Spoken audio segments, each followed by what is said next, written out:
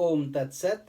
My humble prostrations to the all-pervading Brahman, to my worshipful Guruji, Swami Jyotirmayanandaji Maharaj, to sage Narada and all other sages and saints, and to each of you divine soul watching today's satsang.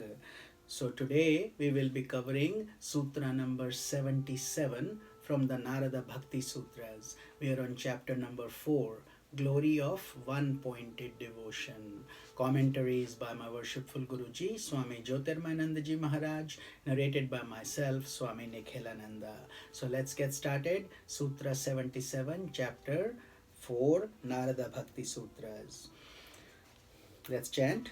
Sukha Dukkhecha Labhadi Tyakte Kale Pratikshamaane Kshanardhamapi Vyartham Naneyam. Let's repeat one more time.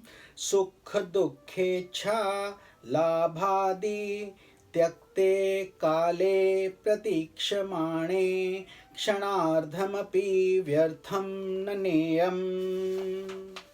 Meaning, having renounced pleasure, pain, desire, worldly gain and others, while eagerly awaiting for the attainment of Mahabhava, Parabhakti, supreme devotion, a devotee should not waste even half a second in vain.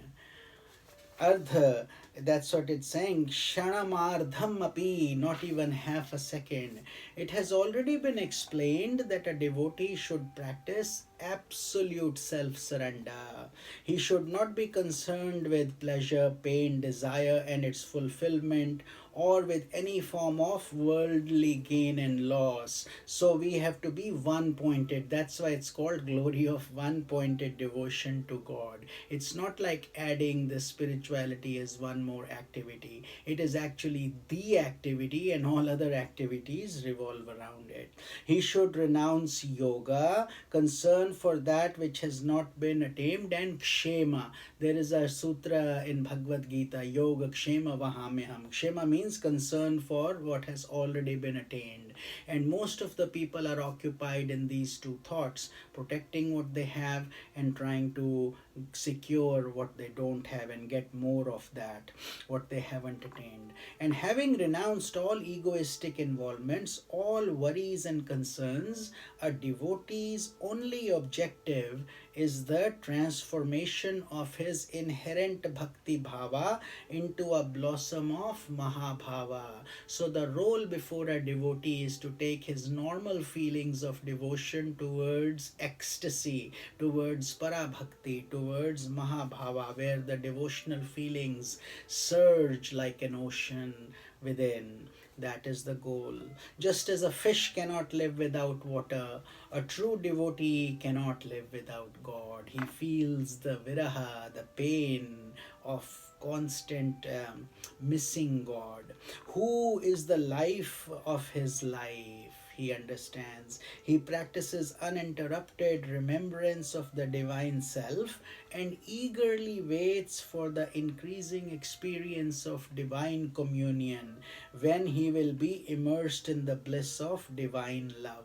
We have covered this in more detail in Sutra number 36, which specifically talks about the Navda Bhakti, the 9 forms of devotion and so on. So please see Sutra 36 if you are serious about trying to continue to improve.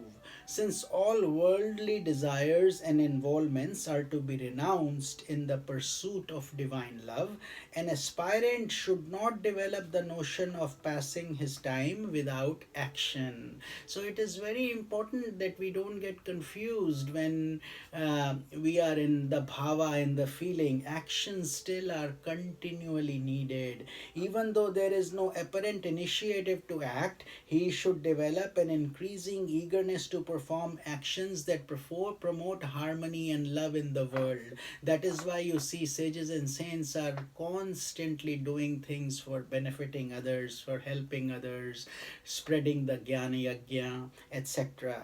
He should not waste even half a second. And Naradji has emphasized that, because so many hours we waste in gossip, watching movies, chit chat, worldly things, whereas human life is short. We don't have that much time on this human earth.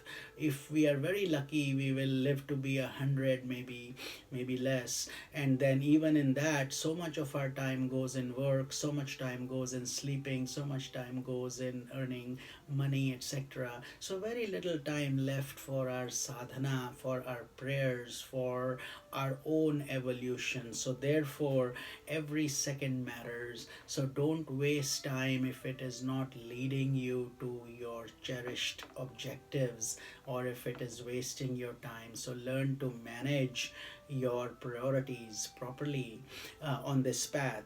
When the mind gives up its concern for worldly objects in the egoistic vision of life, it becomes filled with sattva or purity. And that is the key. Most people, while we are in the world, we are in rajas, we are activity oriented, or in tamas, and we get into inertia and rajas. That's what are predominant in the world. But if we are in devotional aspect and we are reading scriptures, etc., we are building our sattva. It becomes fully awake, our sattva. And it's the law that when one quality goes up, the other two will go down. So when sattva is up, naturally rajas and tamas go down. So then a devotee can effectively practice bhajan, means remembering the divine self, divine name. And we can do our japa, we can do chanting, kirtan, all those things that develop the stream of divine feeling at all times. That is where we should be. At all times we should feel an inner feeling of nectar within. An aspirant should overcome tamas, inertia, and promote sattva.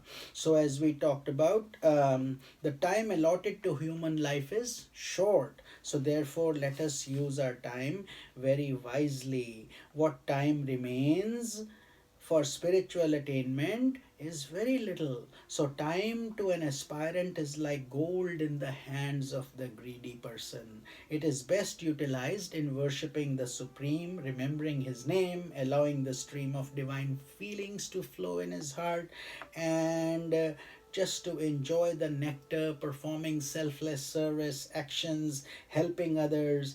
In the Ramayana of Saint Tulsidas, the great devotee Hanumanji says, "O Lord, it is indeed a real calamity and misfortune when you are not remembered or worshipped.